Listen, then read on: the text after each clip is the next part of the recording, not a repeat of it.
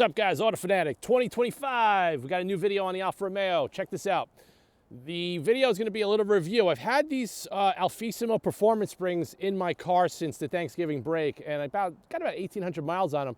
So I just wanted to report back. And the reason I tried them out is because it's a upgrade over the OEM springs, and it works really well with the OEM shock. So like I said, prior to putting these in, I still have the KW DDC coilover kit, $4,000 kit, really hard to get. I actually have one in stock. If anybody wants one, reach out to me. I could sell to you immediately.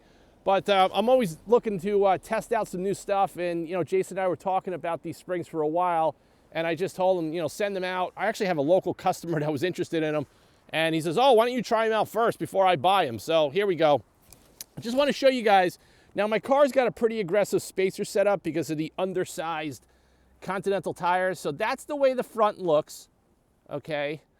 And this is the way the rear looks. Now, granted, it's not slammed. It's not like an H&R. It's not like an ST. And I'm going to show you guys right now. So with the tape measure, the ride height in the rear is 26. I'm at 26 1/8 from the floor to the fender lip. In the front, I'm at 26 1/4. So 26 1/4 in the front, 26 1/8. Now, aesthetically, when you're looking at this, I would have preferred the front to come down a little bit more, but here's the deal. I have yet to bottom out with the front spoiler. So just to show you guys, we got plenty of room under here, and I did not smash the front bumper. So that's an issue with these cars. No matter what lowering spring you get, if you're going for aesthetics, you're going to have a problem with the H&Rs or the STs. Yes, they do look cooler. Also the iBox as well. I don't really recommend them. The problem is the shock tuning. And Jason and I are actually talking about, working with a couple of vendors, and I'll help promote some aftermarket shocks if we get them to work on these cars. Now, this spring, I think he's rating it at 20 or 30% stiffer. I'll put a link to the page where he's got it listed. He kind of breaks down all the details. He kind of took the GTA M factory spring and he kind of modified it. So unlike the Corsa springs that I did a year ago, those were a dual rate. This is a true linear rate. So I'm going to strap the camera in the car. We're going to go for a little bit of a drive. I'm going to take you on some bumps so you guys can get an idea of how well the car rides. If I didn't tell anybody, if somebody was to get into this car back-to-back with a QV, the only thing they're going to notice is probably a little bit more composed and a little less chatter in the suspension. It feels phenomenal in mid-mode. In race mode, I still feel that the shock tuning is not perfect. That's just the way this car is programmed.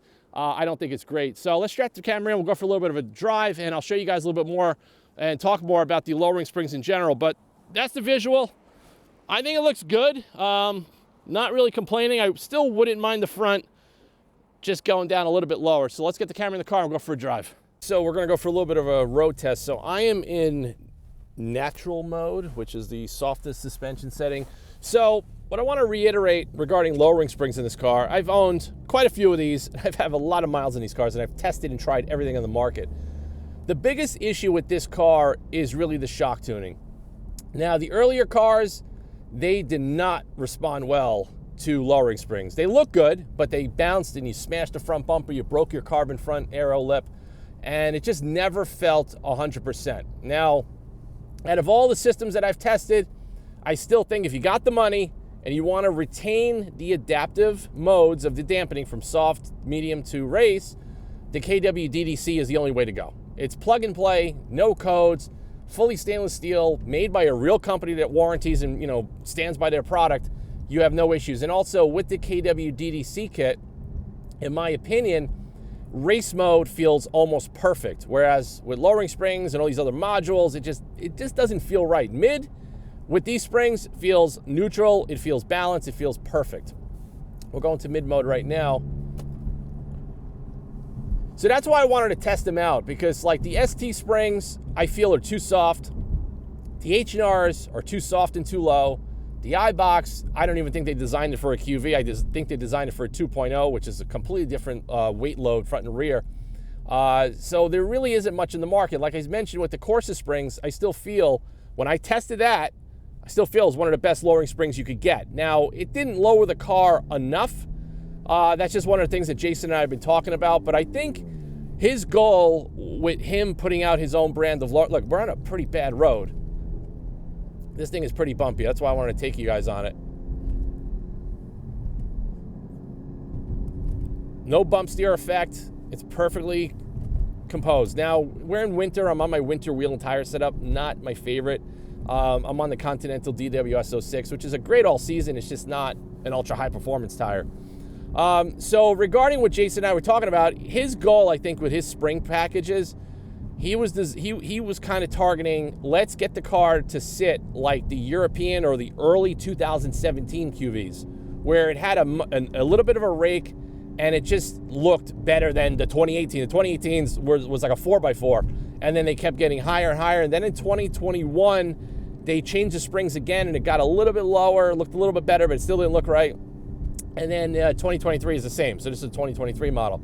So that's where he was going. He wasn't going for, hey, let's design a spring that's going to slam the car down. He was really going for the performance aspect of it. And I'm going to tell you now, with either one, whether you pick the courses or the performance, I'm going to tell you right now, lean towards the performance. I think the stance looks better.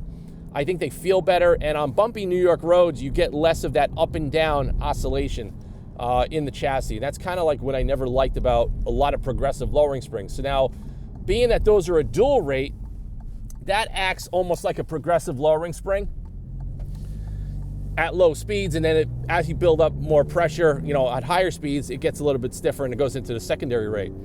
This is now a true linear rate like the OEM, and they feel awesome. They really do. This is a no compromise spring. Now, another thing I mentioned in the intro of the video, I have not smashed the bottom of my front spoiler yet. Now, I actually went into my buddy Jerry's house yesterday, and his driveway, I couldn't get in his driveway with my car with the KWs or any of the other kits prior, and I was able to get my car into his driveway yesterday without even close to hitting. I think he says I had about 2 inches of clearance.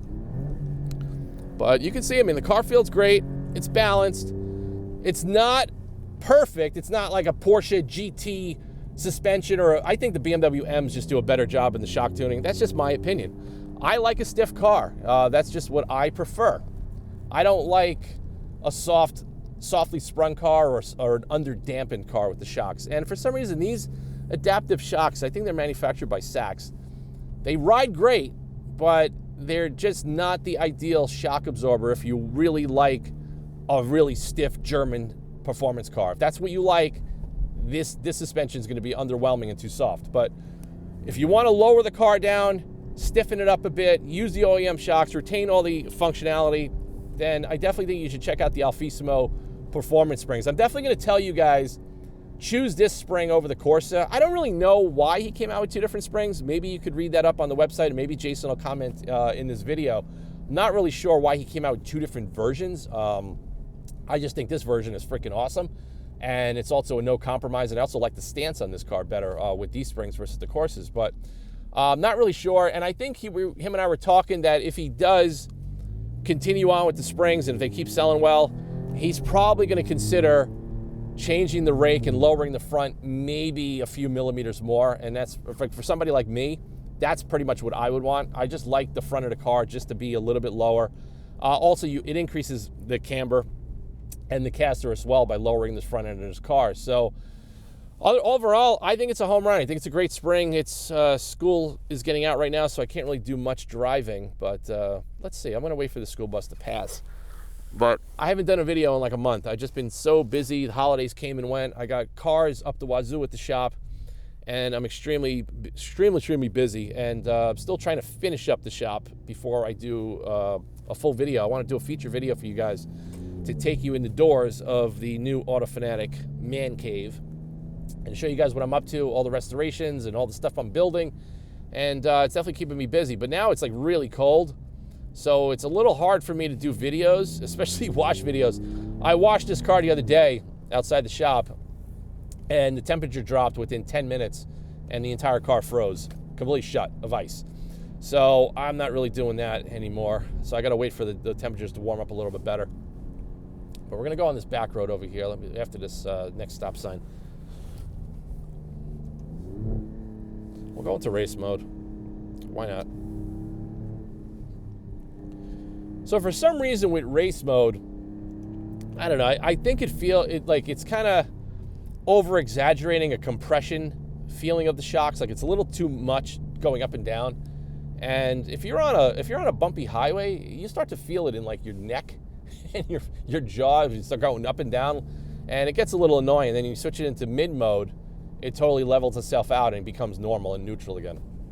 That's just my observations of noticing these things. So love to hear from anybody else that watches this video. If you have these springs, tell me what you think of them. Have you tracked them? Do you just drive them on the street? Where do you live? Do you have potholes? I think it's a great spring. I believe they're like $400 or a little bit more than $400. Oh, another thing I'll tell you too, regarding the OEM springs, the Alfissimo spring physically feels heavier.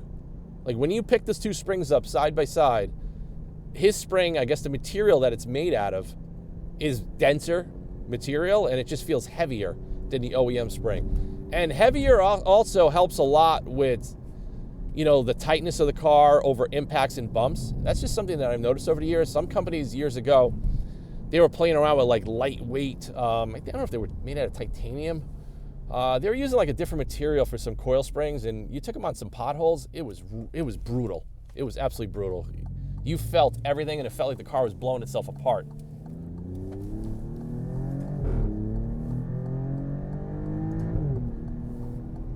We got a lot of road salt on the road, so I got to be careful because the road salt acts like sand. And we got to hit another school bus. So I think we're going to pretty much cut this video now. There's just not much I could do because of the time of the day that I'm shooting this video. All the kids are coming out of school. So I'm going to continuously get hit with school buses here on the way out. So hope you guys like this video. Any questions, comments, post below. I'll try to get some more content up and going soon, and I'm going to keep these springs on for the winter. As soon as the winter's up, I'm going to put the KW kit back on just because I have it and I invested the money in that kit, so I might as well use it. But like I said, I also like the fact that I could lower the front just a little bit more, and that gives me the versatility of setting the car up for my other summer set of wheels and tires. So thanks for watching this video. Stay tuned for more content. I'll see you guys soon. And I'll try to get back into doing videos a little bit more frequently as soon as I catch up. I'm just behind on a lot of important projects. I have deadlines on a lot of these jobs, and we're understaffed. So that's another thing. I'll probably do a video on that soon because we are looking to hire people for the restoration and customization business. But it's just really hard finding people. But if you guys are interested, send me a DM or an email. We'll talk soon. So thanks for watching. I'll see you guys in the next one soon. I'm going to go grab some late lunch and wrap up my day. See you guys later.